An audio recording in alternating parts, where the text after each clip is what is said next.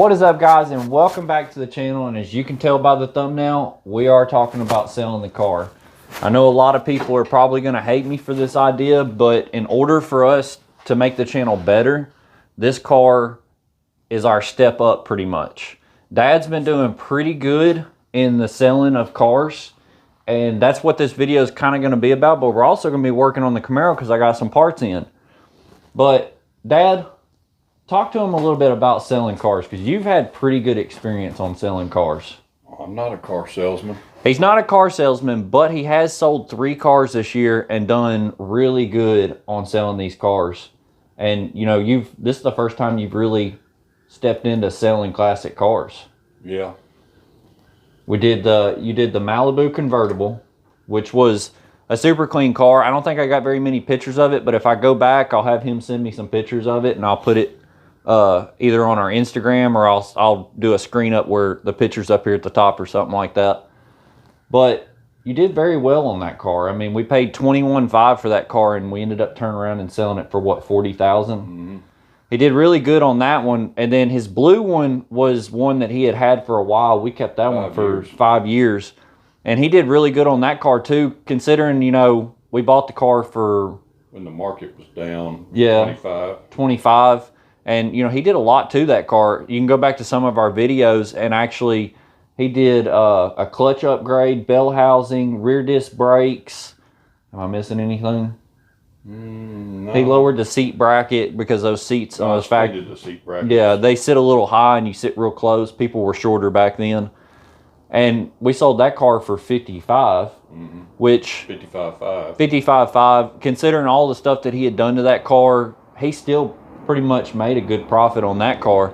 And then he just sold. Enjoy it for 5 years too. Yeah, him and Mom enjoyed that car, and that was a non-AC car. I think what spoiled him is he bought the 70. 2 sons used it in their weddings. Yeah, 2 sons. I'm not married yet, so don't think I'm the one being married anytime soon. But that car was a beautiful car. It was a beautiful color. We hate to see it go, but you know, to make room for more cars, this is where we're kind of getting at. Yes, these cars do become a part of our life, and we do love them, but in order for us to grow as a channel and as our name brand of all-time performance, these cars unfortunately cannot stick around forever. I wish they could. Maybe one day when, you know, we're making good money with the channel, we can keep a couple of these cars. But as of right now, this car is doing nothing but sucking money out of me.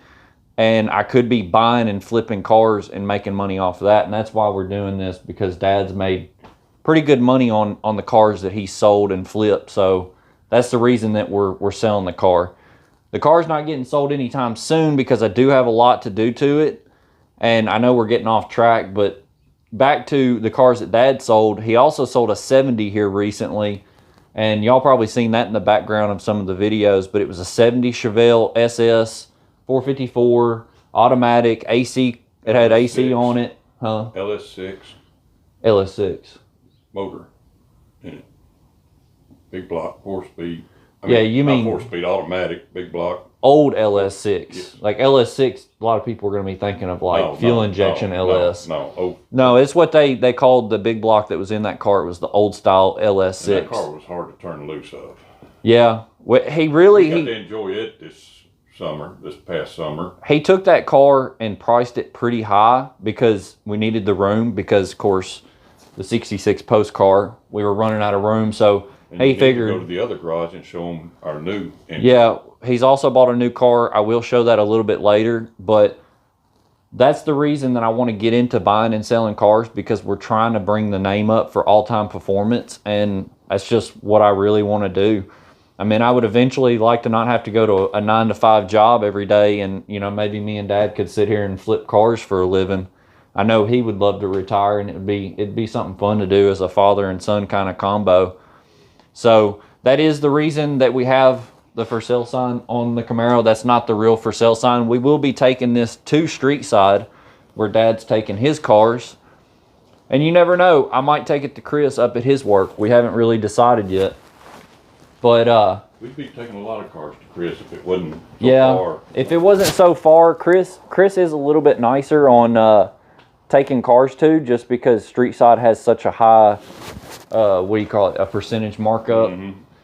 And we understand they have to make their money, and it's nothing against Street Side. We love Street Side. We've been taking cars to them for years. Dad took his Nova to them. I took my S10 to them, and he's been taking pretty much all the cars besides the blue one to Street Side. So they've been really good to us, and Dad's made a ton of money. But on the black car, Dad ended up selling that car for $70,000, and that just shows you what the market is doing right now. It's insane what the market's doing. So normally that car years ago, 70s have come up quite a bit too.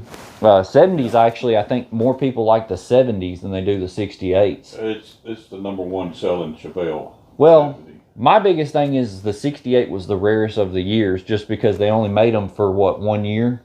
Well, no, that was the first year for that body style. Yeah, first year for that body style. But the year before was a little bit different. Last year for vent windows on them, and it was the only year to have a roll tack in the dash. Yeah, which we can show you on the new car, because Dad did buy another 68, and it's a super clean car. I actually think it's almost cleaner than the blue car, which we'll get to that a little bit later. But me personally, I like the 68 better. I think Dad kind of likes the 68 better. Or would you say you like the 70s? I'm very partial to the 68s, and it's hard not to love a 70. A 70's just it's like a 69 Camaro. It was the #1 seller, I think, of the muscle cars. Yeah, the 70 was a really beautiful car. I think having the vinyl top, and this 68's got a vinyl top too, so I like the vinyl tops on the cars, and a lot of people will say this color on this car are a little bit funky. It is a funky color. I love the color. But it's grown on me, and I know butternut yellow. Butternut yellow. It's on camera, it's probably going to be really, really yellow, and that's just the fluorescent lights are going to make it really yellow. But in person, it's more of an eggshell white is what I would call it. It's like a real pretty eggshell white. But guys, I'm gonna walk over here and I'll show y'all the new car that Dad just bought, because we did uncover this car this morning. This car's beautiful, and don't hate on the wheels, because we are getting rid of the wheels. They're way too big. So there's the car, and it is a 68 big block car. As y'all can tell, the color, hopefully the natural sunlight will kind of give you an idea of the color. And this car's got some really nice parts on it. 4-core aluminum radiator by Champion, same one that's in the Camaro. Tubular control arms, long tube headers with a nice ceramic coating, I have to say. That's some real ceramic coating. And the March system, which I don't know if this is actually from March. I think it's maybe from this CVF, maybe. I don't know, it kind of looks like a March system. I just say March system, but it could be from a different company, because there are a couple companies that make this. But a freshly built big block. I don't know what car, it looks like a Holley carburetor. I don't know if I can get that down there. Holley carburetor. And I mean, this thing's tricked out. It's got some nice parts on it. There's the 20-inch wheels that Dad's wanting to kind of get rid of. Which I know Mom was saying something about you were thinking about putting these on the 66. No. You're not going to put them on the 66 just to see what they look like? I doubt it. I mean, I think you should put them on there, but We can try it. we might throw them on there just to see what the donk life is like, because this thing does not deserve these 20-inch wheels, and I mean, they look huge. But it's got an aftermarket seat in it. It's got a little bit more bolster in it than a factory bench seat, or I mean bucket seat. And this is what Dad was talking about with the rollover tack. I know it's kind of hard to see, but this is the rollover tack that he was talking about. That make it better. Well, I don't have much light in here. I think you can kind of see it. But it's a rollover tack, so it actually rolls over instead of, being a side-to-side motion. But yeah, this car is practically brand spanking new. It even smells. Miles, I think, on it. Yeah, it's 266, and it's about to roll over the 2, so it was right at 1. And it even smells brand new in this car. I mean, all new rubber seals, door panels. Yeah, it's a super clean car. It's tight. You even have to slam the door to get it to shut. Yeah, a car's got good rubbers when it shuts like that. But this is Dad's new car, and I don't know how long he'll keep this, probably next season. Yeah, probably. This will probably be one we keep for the season so Dad can take it to the shows, because I know you have been looking for a show car to take to the shows, and this one's pretty clean. So Dad does like to keep one out of... I think I'll enjoy showing this one this year. Yeah, he does like to keep one every once in a while just for maybe like a year or two. This thing doesn't really need much, so... I mean, throw some different wheels on it and throw the seat belts and a new steering wheel, and he'll be ready for car show season. So I think he's going to hold on to this one through car show season, and maybe next year we'll take it up and sell it. Beautiful car, though. Really beautiful car. But back to the Camaro, because I know we're getting off topic. What we're going to be doing today is I did get some parts in for the Camaro, and my exhaust tip keeps on falling down on this side. I need to tack it in. But what we're going to be doing is we're actually going to be throwing some parts on this thing. And as y'all can tell, we got a catch can. We were having some issues with the motor crank pressure breathing through the motor. I had the little caps on it like what's on Dad's car, which these are actually my old ones, the breathers. They just weren't breathing right. So I said, you know what? Let's throw an actual... dash 10. I'll show you these. These are pretty cool. So if you got regular valve covers, you can buy these, and they're baffled, and they're dash 10 line fittings. So they go on the inside of the valve cover, and then you can hook your lines up, which we got fittings, dash 10 fittings. And these are the cheaper brand dash fittings. I didn't want to spend a whole bunch of money. It just came with the kit. They are made in China. Hopefully they work. I mean, if they don't, then, I didn't waste a ton of money on all this, because it is a cheaper... I mean, it's not a bad looking little catch can.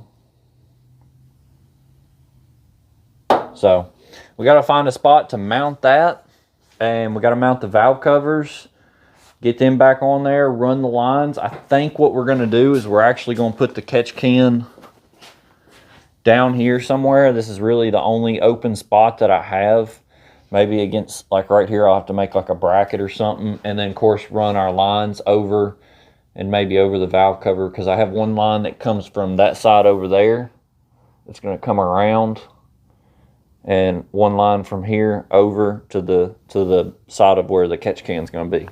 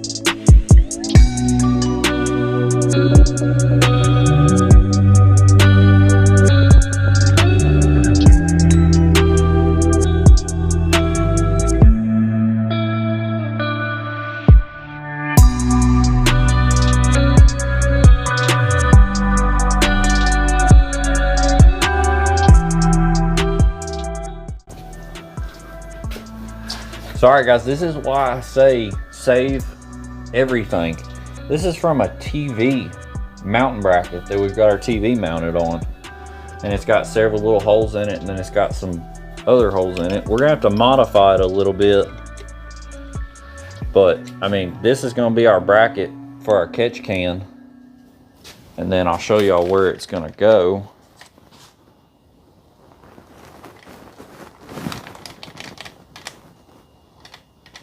Hopefully y'all can see this. But we're gonna put this piece right there, and then our catch can will bolt to it, and it'll sit up underneath our hood. And it'll sit something like that.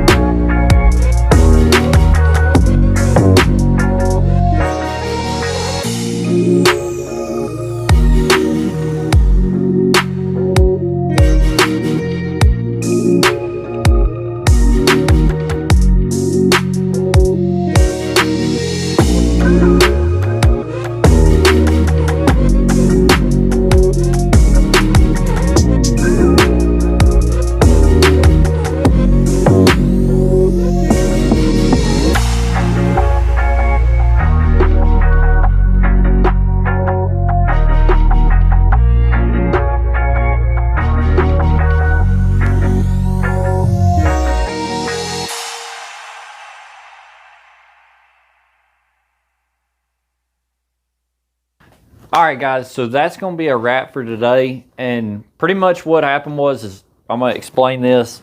So I originally had it ran around the valve cover and down. And Dad come over here and was looking at it, and he was kind of right. It didn't look right coming across the front. And he got the idea that maybe running it behind everything would kind of flow better. The only problem is the first one that I've made to go across here, I didn't make it long enough to go around the back. So luckily they sent us enough hosing that I was actually able to run it back and behind and run a new line and cut it and trim it and everything like that. The fittings are not fully tightened up because I don't have a wrench big enough to tighten these up. So we've ordered one that should be here sometime this week. I'll get it tightened up and I'll do another video on the setup. But we did get the bracket mounted down here, which I think it looks freaking awesome. That's why I save everything that I freaking have and I put it over in the bin, because you never know when something like this is going to happen. It's a powder coated piece and it's made for a TV wall mount, and it ended up being a catch can mount. It is a little bit close to the fender here. I did notice that, but hopefully it won't rattle. If it does rattle, we might space it out some more. I've got it pretty tightened up. I can also bend it a little bit to get it to, look at that, spaced out perfect. So we don't even have to move it. But that's going to be a wrap for today, just because it's getting later in the afternoon. And of course it is a holiday weekend. Christmas is tomorrow. And it's just me and Dad hanging out for this weekend. We do have a new addition to the family. Chris has had his first baby son, Levi, and it's been a blessing. It really has. It's been awesome seeing Chris develop into a father and stuff like that.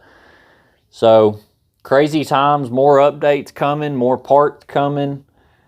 Like I said before in the beginning of the video, we are, as of right now, deciding to sell the Camaro. I don't know when it will be ready to go for sale, but we'll be making content on doing the rest of this build on this car and getting it ready for sale. And like I said, guys, it might change. You never know.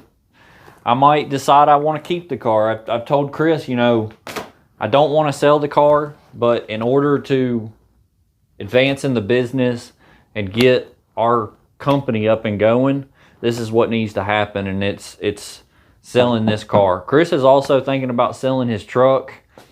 So everything's kind of up in the air right now. And I know a lot of people on the channel are going to be like, no, don't sell the cars. But you have to understand, for what we're trying to do and grow the name All Time Performance to a whole nother level, that, you know, these cars are stepping stones pretty much. There'll be a lot more cooler cars out there. And who knows? I might keep this car. I might build another one down the road. Who knows? This car's been super fun, and we're going to keep rolling on it like it's still staying in the family. So guys, if you like this video, hit the like button, hit the subscribe button, and like always, we'll see you next time.